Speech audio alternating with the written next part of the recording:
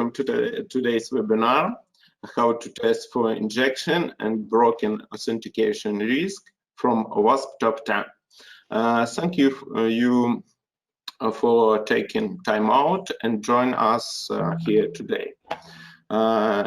Just a little housekeeping before we get started.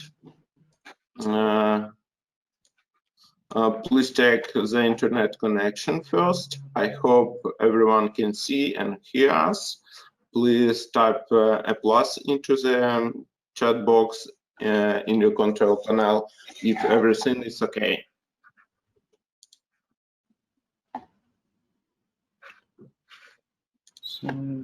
Well, the connection is fine. For those of you just joining us, welcome. Now, without further ado, let us introduce ourselves. I'm Milcho Hikimov, Chief Technology Officer at Quality House and a certified ethical hacker. Yuri? Milcho, please change the slide. Yeah, again, sorry. Okay, I'm Yuri Bagno, as the tech lead at QR Test Lab. I have been in security testing for 2 years with a focus on the most challenging cyber risk threat. Today, we will be looking at following. What are SQL injection and broken authentication risk? What do hackers gain from exploit them? Next, cyber attacks in practice, and finally, how user can strengthen their IT security against injection flaws and broken authentication. If you have any question during the presentation, please type them into the question box in your control panel. We will address them during the QR session at the end of today's webinar. Milton, please. Okay, I'll take on the injection part. So let's first start with some historical notes. Some of the most famous SQL injection attacks at Sony 2011. This really is one of the most famous SQL injection attacks ever, compromising 77 million user accounts. An attack against MySQL, MySQL.com actually was vulnerable to blind SQL injection due to flaws in implementation of their website. The attack against Sun Systems, also known as Oracle, again 2011, only tables and emails were dumped from their database, but no passwords were compromised. So all these three attacks are from 2011, but this doesn't mean that the vulnerability is gone.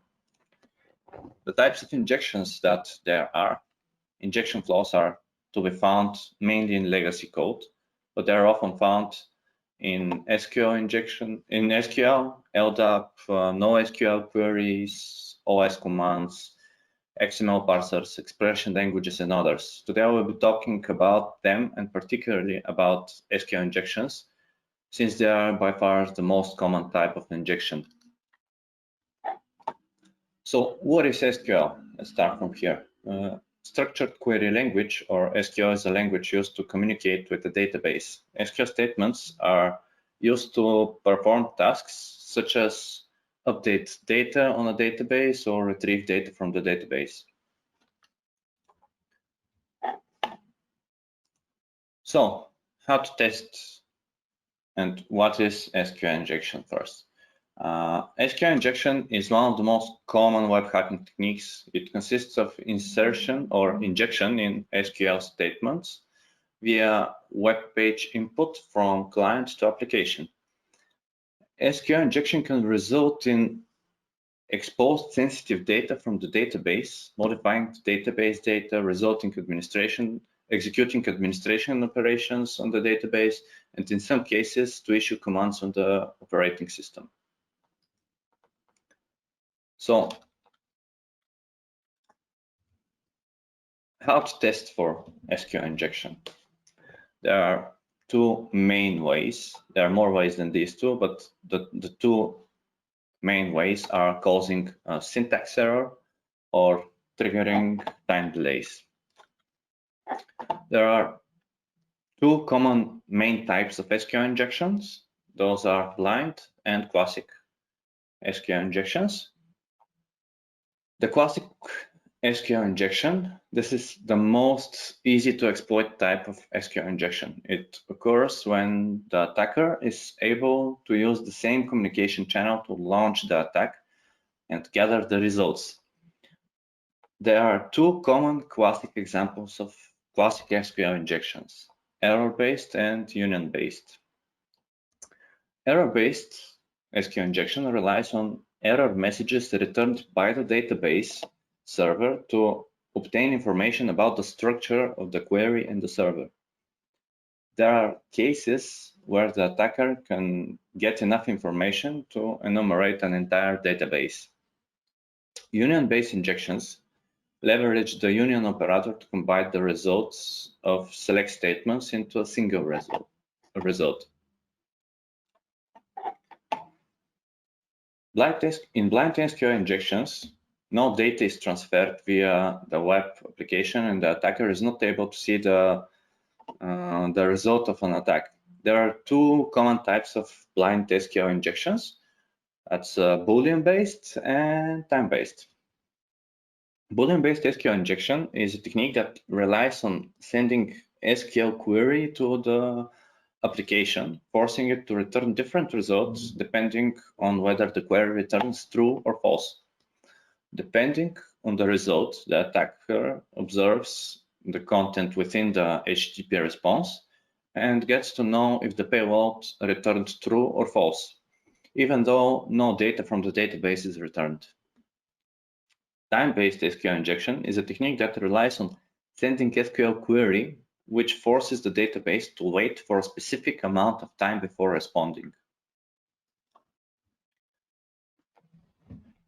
So, I've prepared a little demo for our demonstration. We'll be using OWASP's DVWA, Damn Vulnerable Web Application. This is an open source vulnerable application written in PHP, and it's using MySQL database. So I've prepared two videos to show you two different variations of the SQL injection. So as you can see, we're logged as administrator and the security level is set to low. We have opened the page of our target vulnerability, SQL injection. As you can see, our application is waiting for an input. When we provide a number,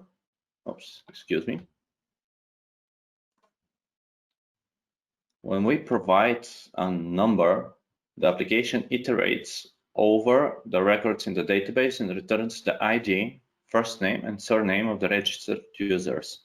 We can try adding some special symbols like question mark,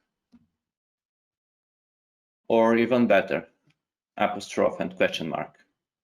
This will cause a syntax error at our MySQL server because the apostrophe closes the variable in the query, as you can see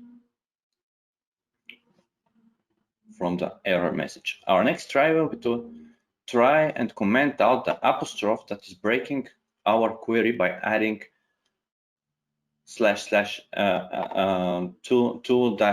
dashes at the end. A very common mistake is to forget adding a space after the command sign. As you can see, after we add the space, we can no longer have the syntax error, and we've got ourselves a query that we control. Now, between the semicolon and the comment, we can add our own query and make some fun stuff with the database, like getting the version. We can guess our query has two parameters because of the output where we get when adding a number. That's why when we get a correct syntax, we're getting the version of the MySQL server below. we can dump all the user surnames by adding or1 equals 1 to the query, as you can see.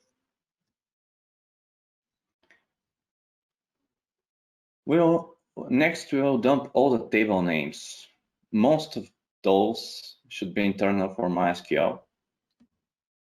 But let's see. We can use the table name, which is a common storage for those in the information from the information schema.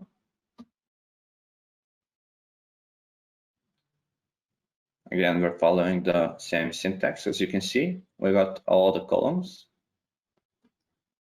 And yeah, and let's take now. Let's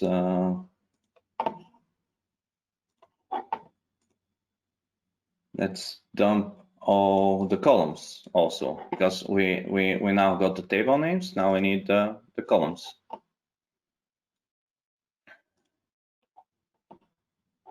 That's the column name from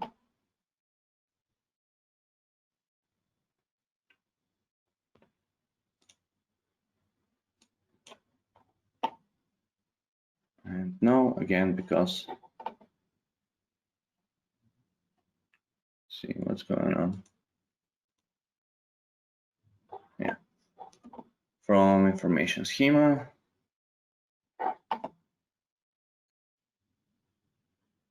Now we've got all the columns, and we can combine the results from both queries. So we can see the tables and the columns.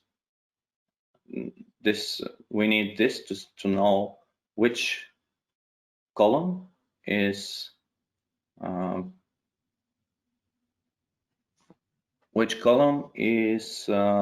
belongs to which table.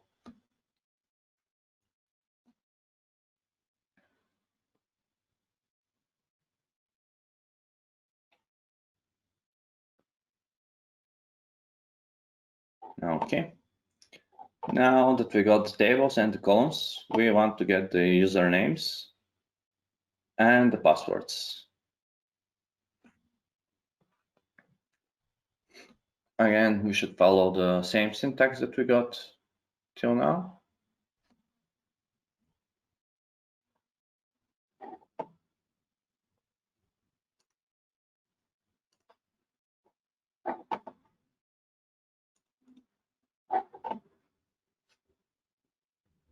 It's username, password from users, and when we hit submit, you can see all the names and the passwords are right there. So as you can see, the passwords are in hashed variant, so that's a problem for maybe another session. For our next example, let's set our security level to medium and go to the same SQL injection application again. We can check what will happen when we submit a semicolon. And as you can see, the error message is a bit different. The application is escaping our symbol. Let's try and add the comment. We used in the last demo the same comment. You can see we are getting a syntax error again, and this is exactly the same application but with different implementation. We can try adding again a special symbol like question mark.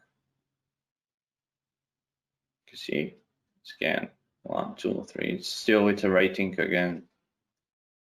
Let's try to add this question mark, and we can see that this time the application is returning an error.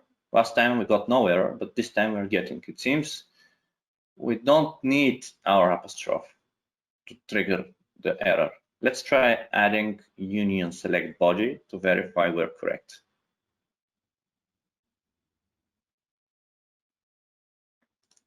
As you can see in the error message, the union select body is missing. This is good for us since now we can start enumerating the amount of operators we need to add in that union.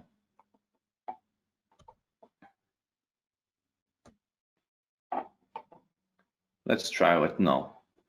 Okay, we're getting that it's different amount of different number of columns. Let's add another no. Seems like we need to add 2 operators. Using the new syntax, we can dump the same columns as we did in the first demo. As you can see, again, dumping the version, still following the same syntax.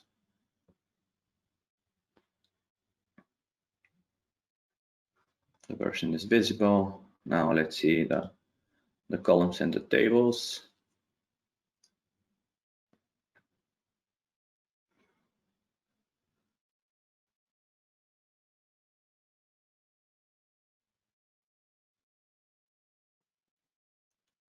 Okay.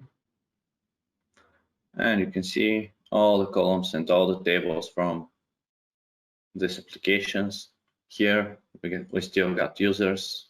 We got again password from the same table, users. And let's dump again all the users and the passwords.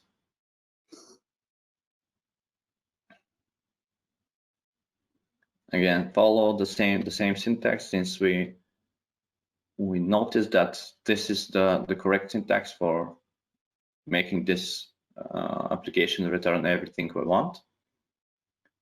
And again, the passwords again are in hashed variant. It's good to save successful query and the results from it in order to try and crack the passwords in later phase. But if you're conducting a penetration test for external company, don't do that. It might be illegal to get information from a database that you're not supposed to get. For this is only for our tests right now. Okay. I would like to recommend 2 really useful tools to automate the process of testing. They're really powerful and can be used in a variety of ways. Those are SQL Map and SQL Ninja. SQL Map is an open source penetration testing tool that automates the process of detecting and exploiting SQL injection flaws and taking over database servers.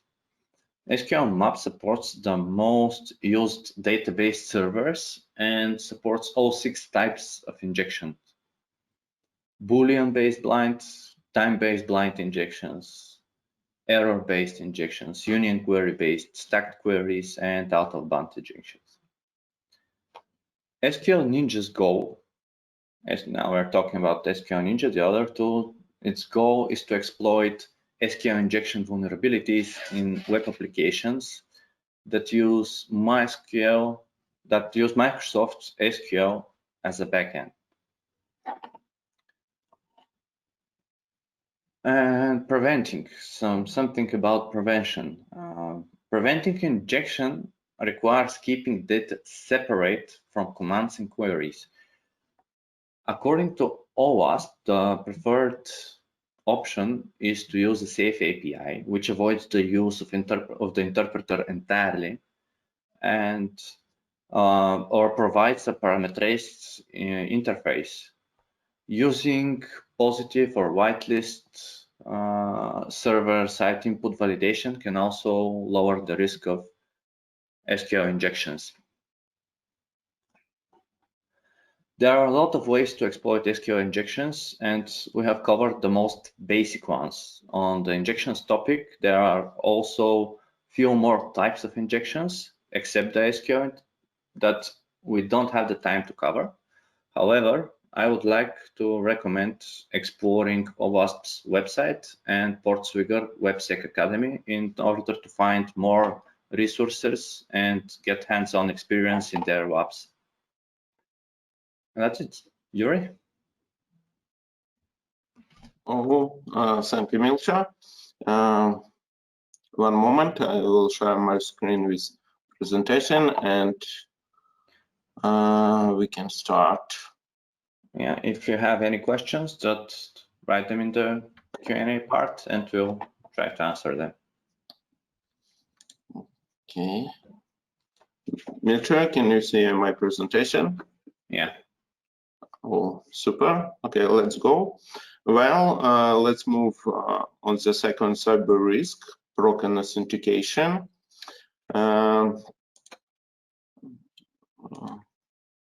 Maybe you are familiar with it. If you are using public Wi-Fi and suddenly someone starts performing action on your behalf, congrats, you have been hacked. In this case, facing authentication-related attack. In this part, I want to introduce two attack vectors. First vector, brute force, and second vector, session hijacking. Now let's turn us to point one, brute force. A brute force attack is an attempt to discover a password by systematically typing every possible combination of letters, numbers, and symbols until you discover the one correct combination that works. Brute force attack put user account at risk and flood a site with necessary traffic. When selection data, an attacker can use some previously merged database as an exciting one, or generate data through tools. So suppose we have two files with a huge list of PPI logins and password. Exam, you can take a list of most popular password according to statistic, like this I have included in the slide, or use database of leaked password. You can find a file, call it RawQ, on the web, which include millions of them. One of the tools for carrying out brute force attack is BoobSuite. I prepare a video exam. Let's take a closer look at. I will use the test app is BWAP and BoobSuite. First, set up a proxy in BoobSuite. Open the proxy tab, then go to the option. We can add, edit, and remove proxy. Let's add a proxy. Choose address. After that, enter a new proxy port. Okay. Then step up a proxy in a browser. Go to browser setting and manual set the proxy the same as in the BoobSuite. Manual setup manual proxy.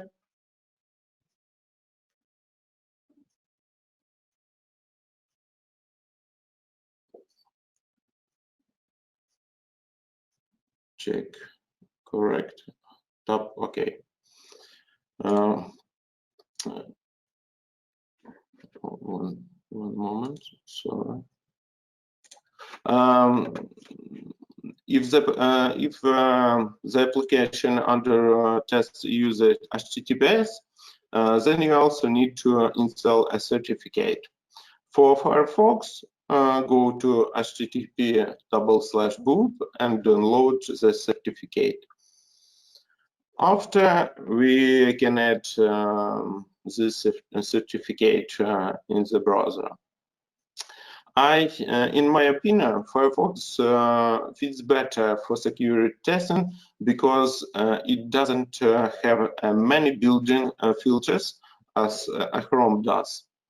Okay, go to the web application and enter any data in the authorization form.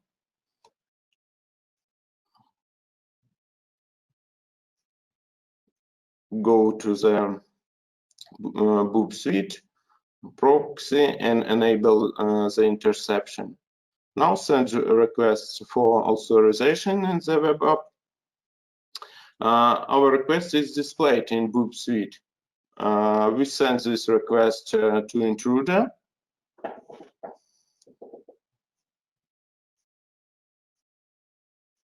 Now go to intruder tab. Then specify host and port of our web application in the target tab.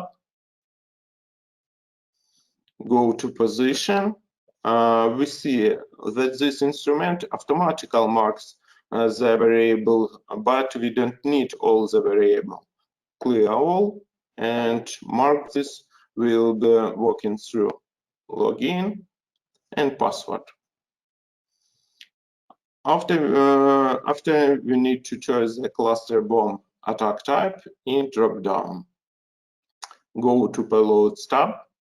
Here we should upload data for our variables, which are login and password. For payloads, for the payload type, we set a simple list.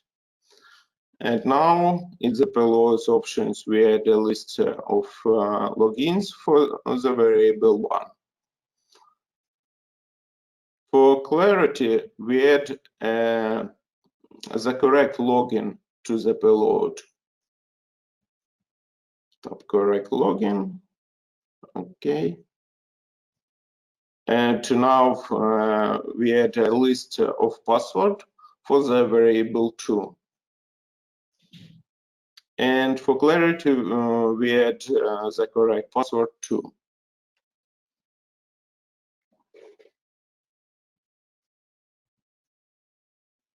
Add correct password. You can add either one at a time or upload them as a file. One more thing before we start, to help boop suite understand if there is a match, let's go to, let's add a marker. Go to options and find grab match. If login fail, you get a message on the authorization page. Copy a part of it and insert it into grab match. So all settings are ready and we can proceed. Click the Start Attack button on the top of the page.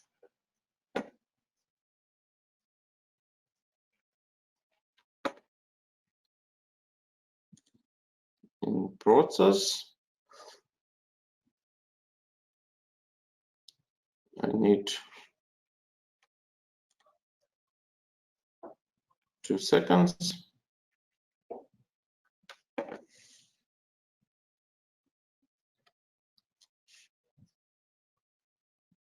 Here we go. Great. US can see here we have a total number of combination, login, password, and status. I like to draw your attention how to status code works. The code 200 means that our attempt was successful. It doesn't mean that we go a match. When it's a real project, there would be the code 300 and indicates the redirect to the cabinet. And the results of our markers is also displayed. Okay, next. There are some things to consider if you want to protect the system for brute force. Where possible, implement multi-factor authorization to prevent automated attack, limit or increasingly delay failed login attempt, implement weekly password checkers, and the last but not least, alert password links, complex and rotation policies with NIST guideline. You can see in the section 511. And we go next, vectors. So now we come to the next point, which is another vector attack, session hijacking.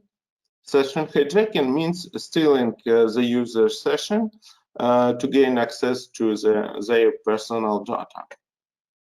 First, let's take a look at how session management works in general. Put simple, how a website determines that is you and not anyone else. So I won't disclose your confidential information to other people. This brings me to the next slide. These pictures show how users recognition would work with their own session management or session cookies. Let's say I am a user whose name is Tom. I enter a login and password after sending a query through a post request, and the website server receive my authentication request. The server verify my data. If my data is in the system, the server say, "Hi Tom." It sent me to code 200, which means I have been authorized. Okay, then I would like to view my data on my on the profile page. For example, I did something. The server detect my intention by getting a request. I would like to visit this page. The server starts verify my profile because it hasn't received any configuration that I am really me. Now that the server is done trying to understand who I am, it has displayed to me a error message instead of the requested page. It say, "Who are you?" At this point, you would probably say that is super inconvenient to enter your credential on each website page. Yep, that's why there is such a thing as session. It stores all data about me and doesn't force me to send my login details every time when I need to view a web page. Now let's look at how it works with the session. These pictures show how user recognition works with a session and session cookie. Tom is here again. He is entering his password and login for authorization like the first time.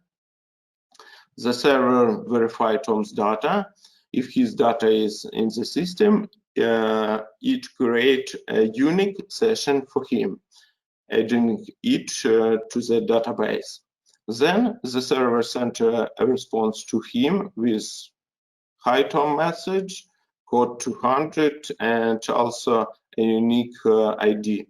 The session ID stores your credential. The server will ask you for them when you decided to make any request on the site. Now, with each following request, he should just provide a session ID along with a session request. The system will understand that he is a verified user. Let's also take a look how the system will respond to our freezer request. This pictures shows the transfer of our request along with session ID to ensure the system that I am a verified user. Our friend Storm here is again. We make a request staging that will be like to profile page. What you will notice is that this time we also pass the session ID, which contains our credentials to identify us as user to the site. The server checks my data in the database. If my data is in the system, it says, "Hi Tom, give me to the 200 code," which means that I am the true owner of my account. Okay, now let's see how a hacker can use the session ID to steal your personal information. Here's a really interesting part. Tom is here again, sending a request to the server. Then the server is processing his data and generates the session ID. And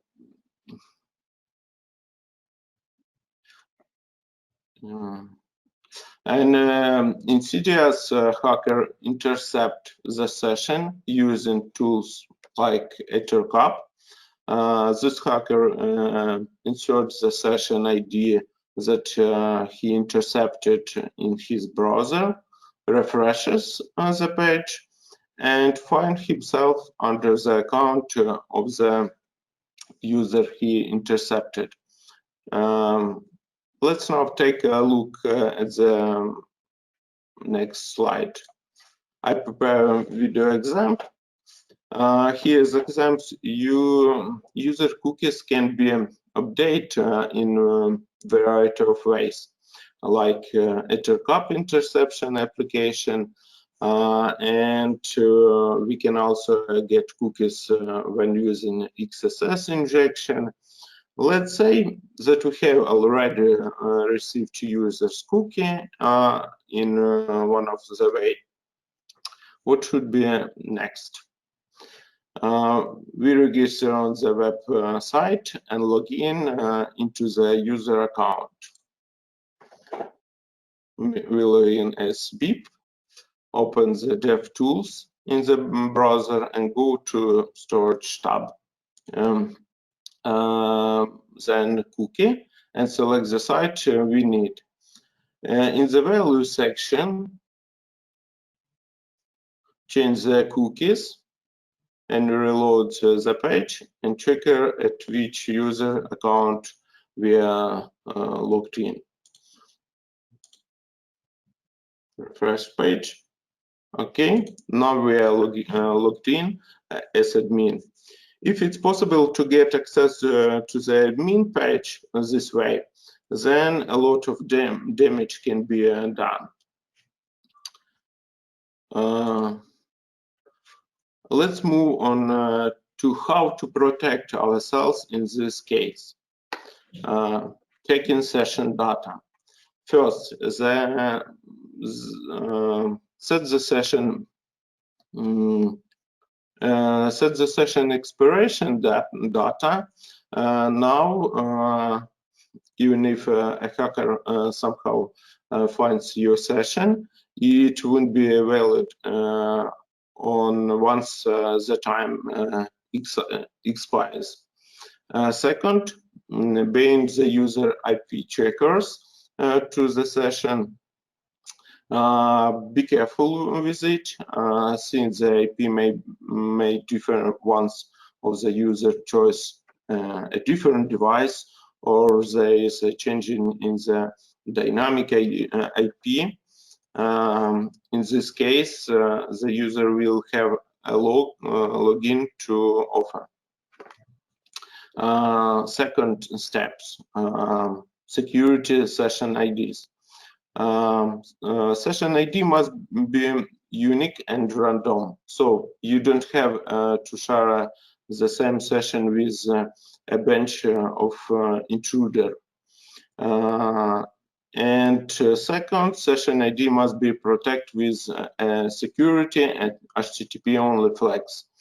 This attribute hide all the information on your cookies and session when a hacker tries to intercept your request. And last step involves storage session protection. All session should be stored on the server side. They are much more vulnerable on the front end. Secondly, destroy the session when the user log out. I also want to remind you, don't implement user data validation only in the front end. The user can easily bypass it by sending data directly through request instead of the user interface. Okay. Well, I have covered the points that I want to prevent today. I will pause here to see if we have any question. Well, I'm looking at some of the questions, and I'll try to answer some of them while you gather your questions. The first one, among SQL map, tool for automated SQL injection, and manual SQL injection, what method is better to choose for the primary analysis? So usually the manual testing is the best way in security, but if you have access to the code, white box testing approach can have really high success rate. Also, some fuzzers can also help. How can someone become a certified ethical hacker? This is the second question. Well, a certified ethical hacker is actually a name of a really big course. You can apply for it and get the certificate whenever there is a course or organized in your town or nearby. Must I be in the same network as the SQL server for the injection to work? No, you just need to have access to the web application, which is being connected to the SQL server. So most of the times, just internet connection is enough. Can you recommend the OSCP course? Is it worth it? Definitely yes, it's worth it. Apart from OSCP, offensive security have a lot of courses, and right now, by the way, I'm still going through one of their courses. It's OSWE, that's Offensive Security Web Expert, and it's great. It's a pretty hard course. The fifth question, hi guys, is there a statistic how many apps can be broken using SQL Ninja and SQL Map?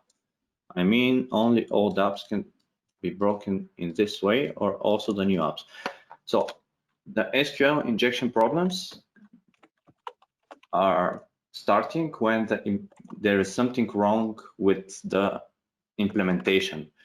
It's or the code is pretty old and the version of the database hasn't been updated.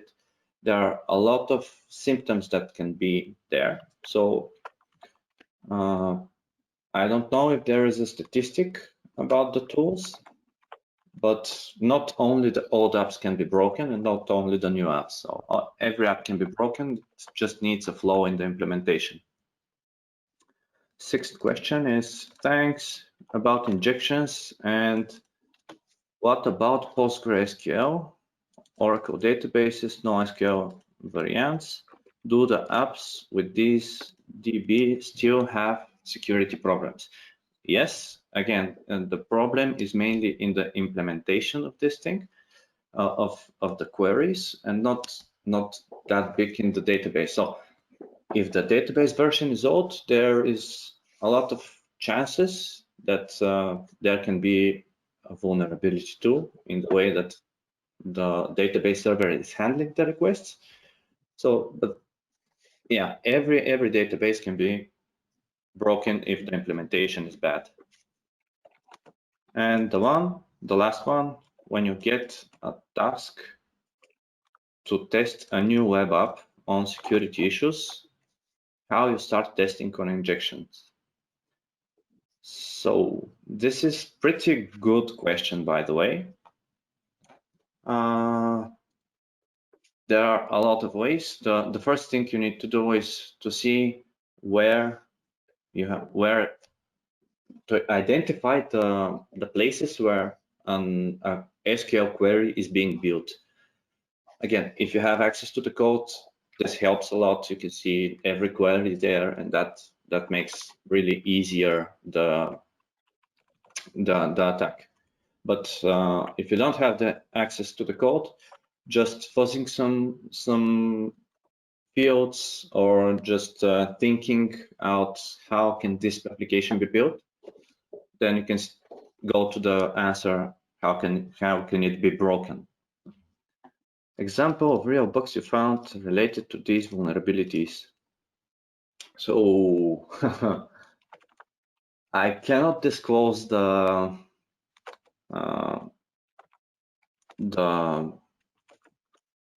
website where I found this thing. I can say only it was a big website for buying and selling cars, and there I identified really simple SQL injection. It was really close to the SQL injections that we saw here. I wrote them an email, and few days after that, the bug was fixed. So yeah, I guess those are the questions. Yuri? Yes, I have some questions. First questions, what do you think about Hydra tools for brute forcing? I found it's very useful for brute force, brute only tasks. Okay, interesting question. Hydra is good tools for brute force, but I use Boop Suite because Boop has a useful friendly interface, but Hydra I sometimes use and Hydra. Next question, can you tell me more about Boop Suite? It's a wonderful question. It's very cool security testing tool. They have many different tools for security testing, but to answer this question, I need another webinar and more time for explaining it. Yes, next question. Is encrypting the password enough to secure your site?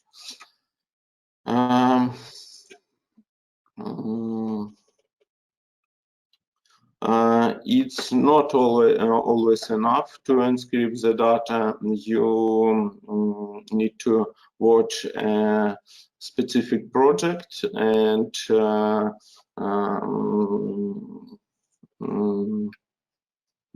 sometimes you need to using better SSL certificate and so on. What case you test each time you check on broken authentication vulnerable?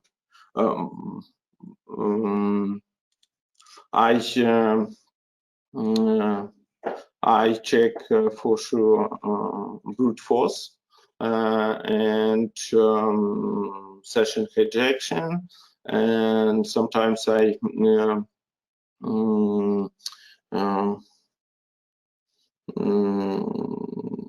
work with hash password. I use rainbow tables and so on.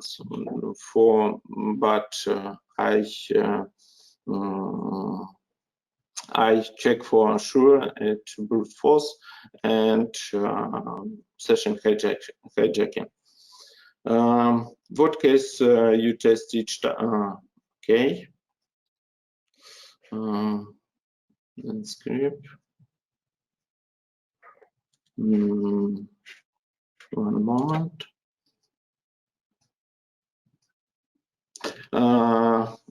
What's the most common hack? I cannot tell you which problem is the most common, but I can tell you why. Due to incorrect configuration of product components, that is due to human factor, and I have last questions.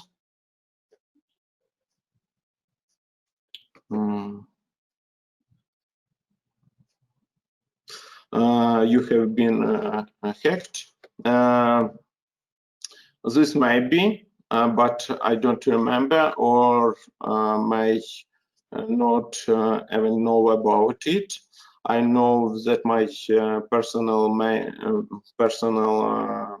email was leaked from once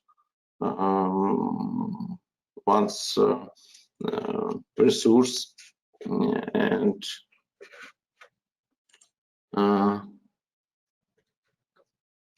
okay, that's finished for my question.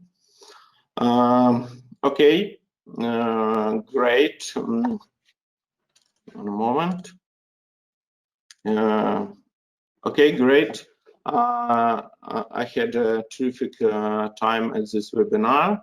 If you have a question later, feel free to reach out to us on the email on this slide.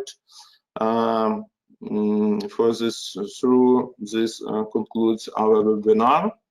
Have a great day, everyone, and thank you, Milcha, for your presentation and experience. Thank you all too. Thank you to QA for making this webinar really awesome. Thank you all for joining, and stay curious and don't get hacked.